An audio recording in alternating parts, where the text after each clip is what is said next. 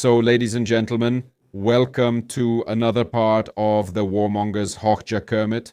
And we're going to take a look at the Ukrainian update, what's happening at the front, because of course this forgotten war, I don't know if you've noticed, but yes, there's a war going on in Ukraine. If you've ever heard about it, it's kind of an unknown situation, an unknown conflict, but we're going to take a look at it. So gentlemen, what interesting things do you have here? Here we have an article. Ukraine claims it hit the flagship of the Russian Black Sea Fleet, the fleet even, so can we start with that? Yeah, we can do that. So what do we know about it? And what is a flagship? When we know that during the attack on the Russian port of Novorossiysk, which is in the Black Sea and is the largest port in the Black Sea if we don't count Crimea. Sevastopol? Well, that's not it. Of course, Sevastopol is in Crimea. Yeah, I know you said Crimea, I meant Sevastopol, you meant Sevastopol. Well, yes, so they didn't just hit the oil export infrastructure, but they also hit a Russian cruiser. Admiral Makarov. Admiral Makarov, yes. That's the character from Call of Duty? Which, among other things, is used as a launch site for Kaliber-type missiles that are then fired at Ukraine. However, according to satellite images, it appears to be only slightly scorched at the bow and stern, and it's not close to being disabled or sunk. But it'll need some repairs, right? It's hard to judge from these photos for now. Yeah, I just always think that whenever a sophisticated device like a ship takes a serious hit, it can mess up the electronics and functions and things like that. So at the very least, it should get checked, or maybe there's a higher chance of some malfunction in the future. Look, they managed to hit exactly at the very bow, where they probably didn't even hit the cannon they have up front. If you want, I sent you a photo on Discord so you can take a look at it. Yeah, so basically it hit the bow where there's nothing.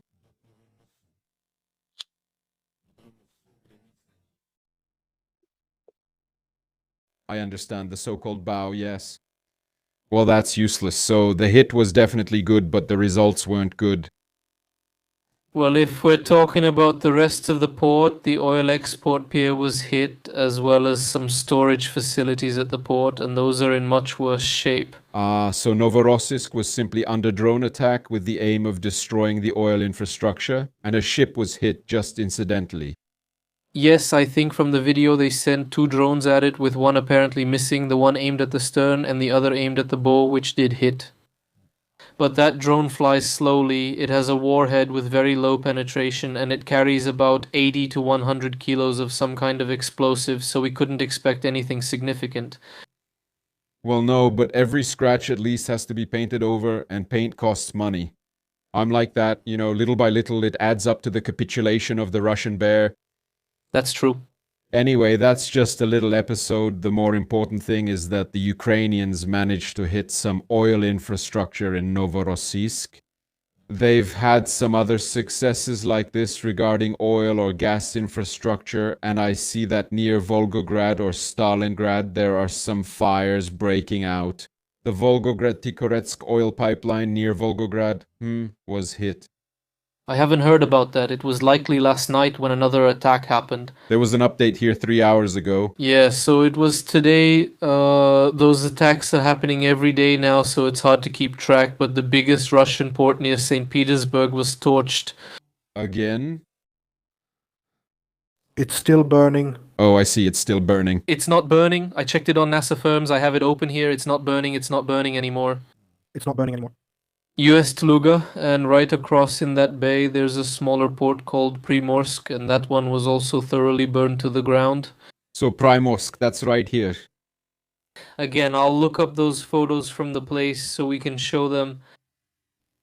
And how long did it burn there? We talked about 2 weeks, 3 weeks. No, not that long, maybe 5 days in total, maybe not even that. The thing was that the Ukrainians used a different tactic, and the attack was carried out multiple times. They attacked one day, then the next day, and maybe even the third day at Primorsk, at Ust-Luga, which is the biggest one, so they could gradually destroy as many of those tanks as possible. So here you can see this is some kind of oil storage facility. I assume the red ones are completely destroyed, the yellow ones are probably damaged, and the green ones are fine, right? Yes, yes, yes. This is Primorsk. That's the smaller one. And then on the other side of the bay, we have Ust-Luga, and that's bigger. That's the largest Russian port for exporting oil by sea. See, and won't this by any chance increase oil prices? Well, it would increase oil prices, assuming there wasn't a crisis in the Strait of Hormuz. Yeah, so you could say that it's a lot of oil for Russia. It's basically damaging Russia's income, ports and oil and so on. But compared to the mess Iran and the United States are making, it's really just a drop in the bucket. It'll get overshadowed. The point here is that It might increase the price by about $2 per barrel.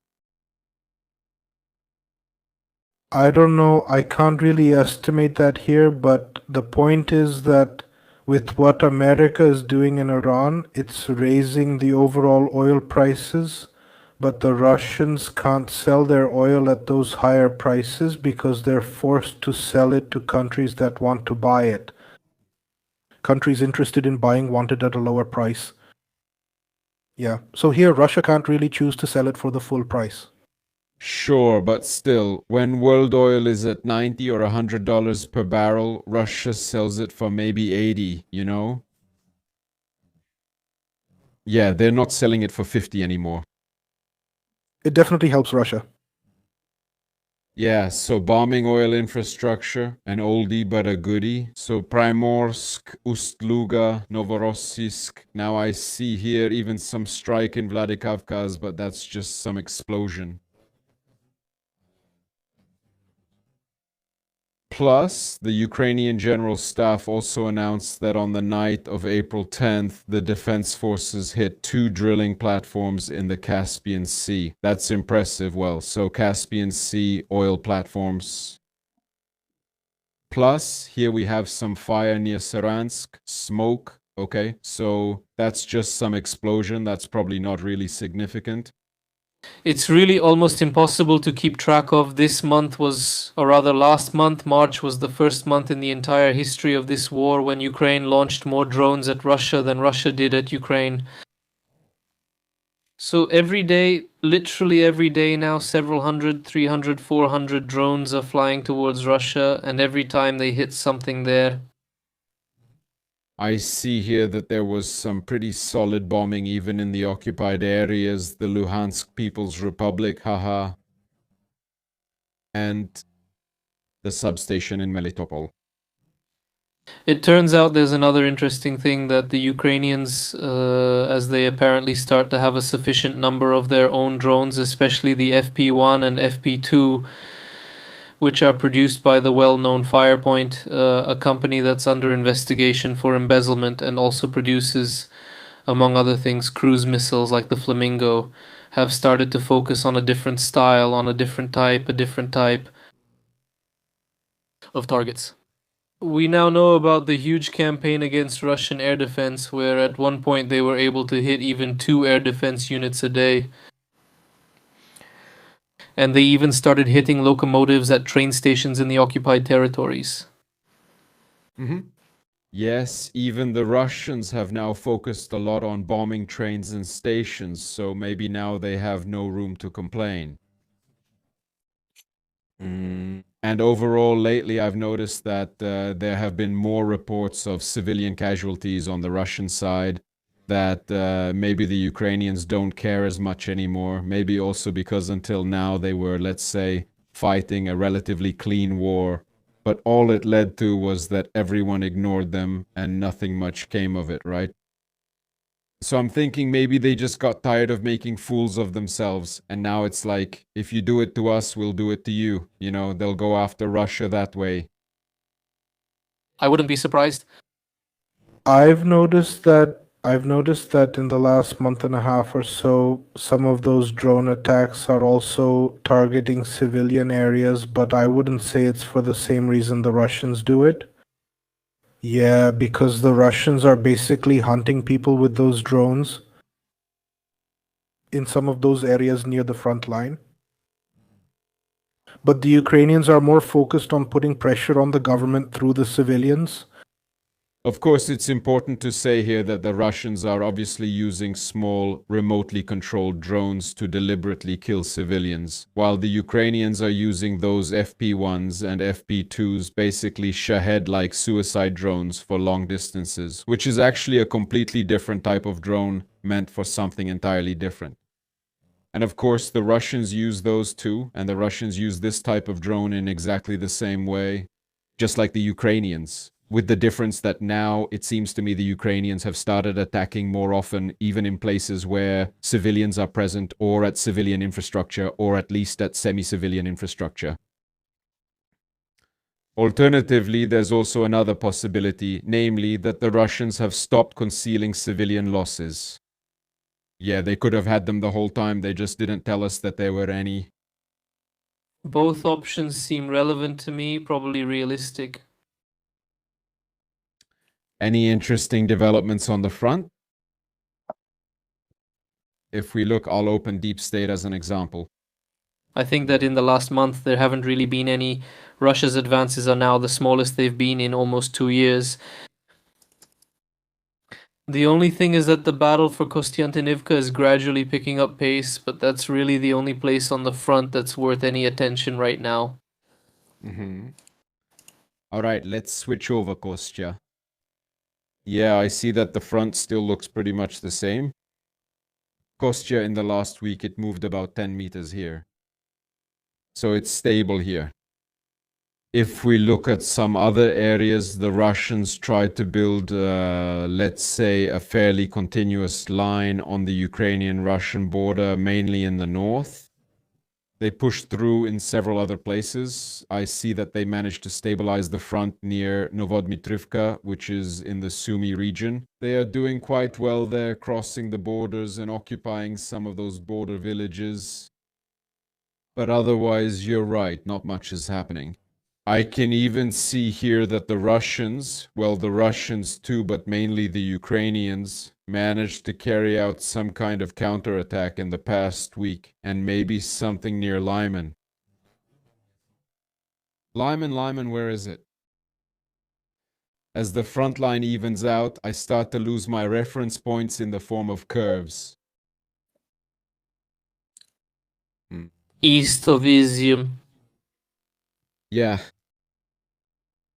Like when we're talking about Lyman, it's actually just under Lyman, kind of like the southeast. That's where the Ukrainians are actually succeeding with some kind of counteroffensive.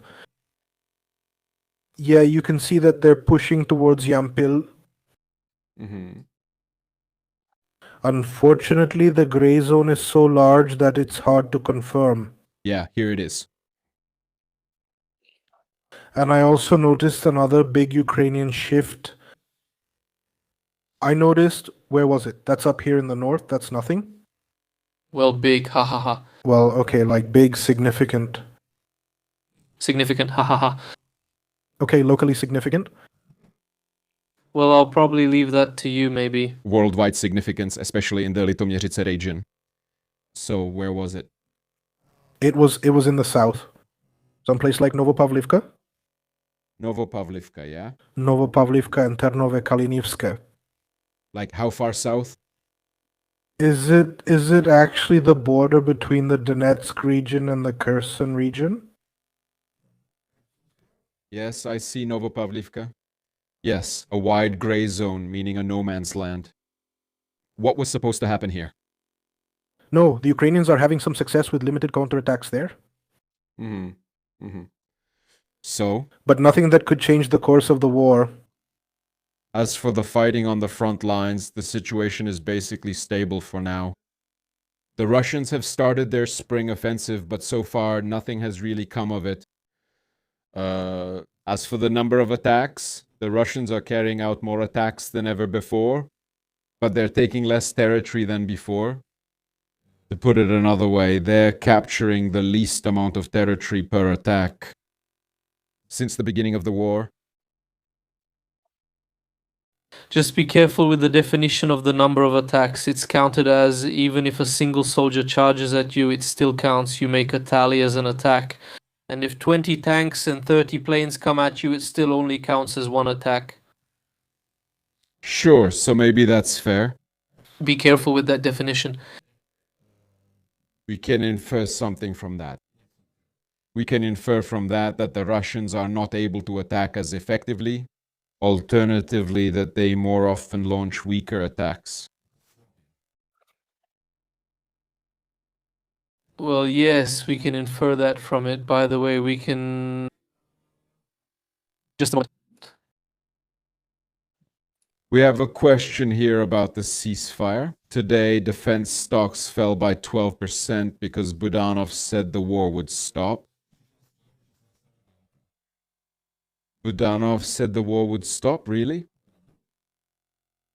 I didn't notice that. I know that CSG has been dropping for the last 2 months or so. Budanov's here destroying Russian cities with his laser gaze, so I don't know. There was something about the Russians coming up with a ceasefire for Orthodox Easter, which is supposed to be today.